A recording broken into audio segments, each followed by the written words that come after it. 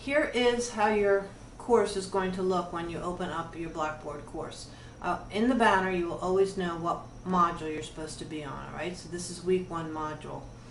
And I'm going to show you how to get to your modules. First thing you do is hit course content over here on the left. And here in the first folder are all your weekly modules. So you click on weekly modules and there might be a message from me giving you some important information. I recommended that you start your work at the beginning of the week, especially because some of our work is scaffolded, meaning it's built on what you did the first part of the week, like your rough draft, and then the second half of the week you have to get a peer review on your rough draft. And if you don't submit your rough draft on time, you won't be able to participate in that student feedback, which is really an important part of the writing process and the collaborative atmosphere that I like to build in my courses. So it's highly recommended you review your work at the beginning of the week, parcel the homework out through the week, due on Tuesday night. The reason for this is because some professors have their writing due on Sunday night, but then they don't answer their email. And students often have burning questions right before work is due, or they're having a problem with something. And best to email me then on Monday when everybody's back to work and nobody's gone dark. Okay, and I do go dark on Fridays, so don't expect any response from me on Fridays. I take one day off for my sanity.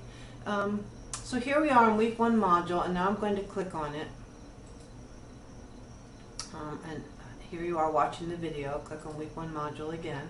And here are your 5 things. You will have 5 to 7 activities per week. It's a very active learning classroom, and I believe in learning by doing. Okay, so you'll be doing a lot. What I've done with week 1 is to color code the parts of the course that you have to navigate. Anything in red then, class, will be over here on your left. For instance, number 1 said find in course content on your left, the course description, schedule of assignments. So you would go over to your left because anything in red is on your left here in this list of your course tools. Course content, course description, schedule of assignments, there they are. And you might want to scroll through your content here and see all the things that I have stashed for us to use in the course. Alright, back to week 1 module. And notice that you have a quiz on the readings that you were assigned, and that's in assessments. Assessments is in red, so then your link to assessments will be over here on the left. And thirdly, discussions, you have to post an autobiography, and there are very explicit instructions I give you for the autobiography. And here's a little heads up with your writing. Always strive to fulfill the requirements of the writing prompt, because if you don't, then you fail to fulfill the requirements of the assignment, and that ends up in failure.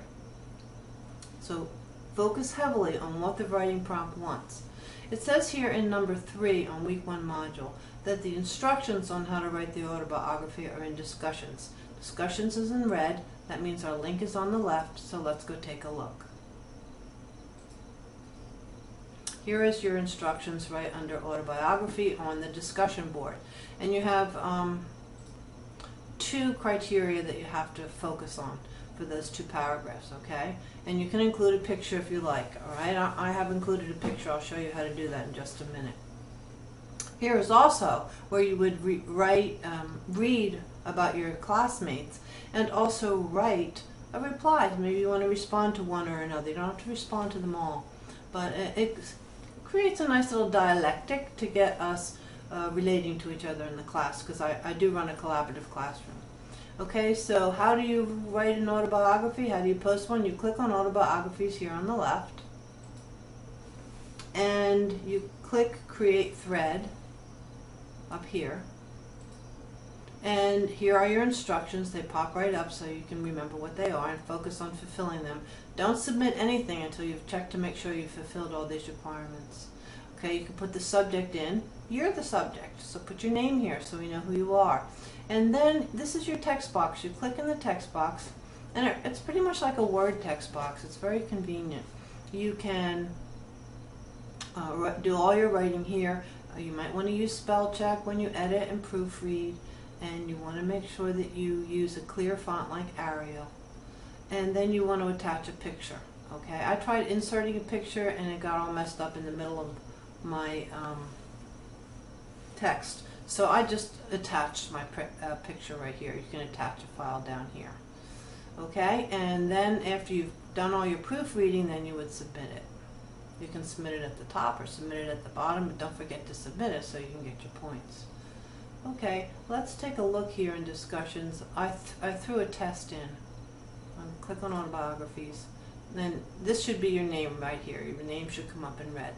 So I wrote this little test, and it's just to see that the autobiography window is working right. Type your autobiography here, remembering to fulfill all the requirements of the writing prompt. Use standard English. Don't forget to edit and proofread. And then here's a picture. Here I am at the art museum this summer.